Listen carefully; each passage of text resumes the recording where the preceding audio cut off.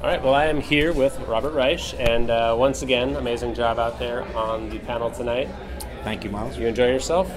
I always enjoy myself. What's not to enjoy? Particularly on this show. You know, it really is. Well, Bill is beyond quick-witted, but it's also informative. You know, I think people get a lot of information out of the Well, show. thanks to people like you. And you are in this film, Inequality for All. Yes. Is this based on a book that you It's based wrote? on a book I wrote called Aftershock, The Next Economy in America's Future. And it is about why inequality is bad for all of us, and particularly the degree of inequality right now.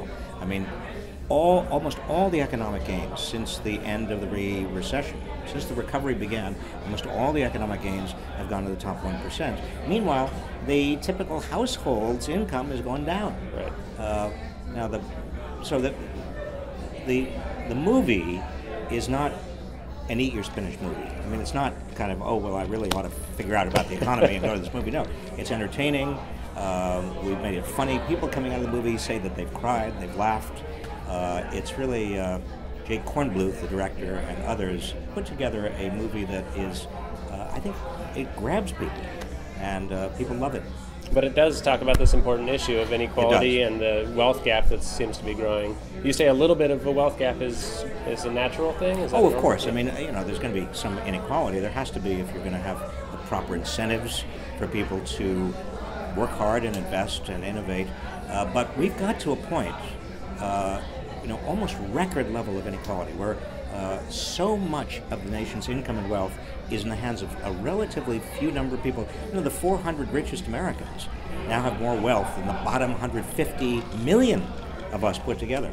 I mean, you take just the Walmart heirs themselves have more wealth than 30% of America, at the bottom 30% of America. So things are out of control, and it not only is hurting our economy, because the middle class doesn't have the purchasing power to keep the economy going, but it is also hurting our democracy, because when you have that much political power that comes with great wealth, you are inevitably going to be corrupting and undermining democracy. That's what's happened. You're a very optimistic guy. Do you see hope for this turning around, or is this going to take a catastrophe? No, I'm optimistic because I'm a student of American history. I know that every time capitalism has gone off the rails, we as Americans, we put ideology aside and we get on with what has to be done to save capitalism from its own excesses. And that's what we've done again and again.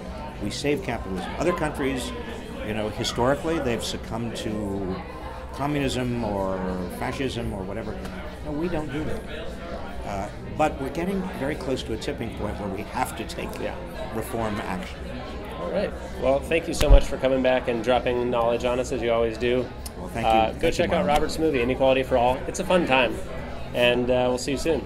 Robert Reich, thank you. Thanks, Bob.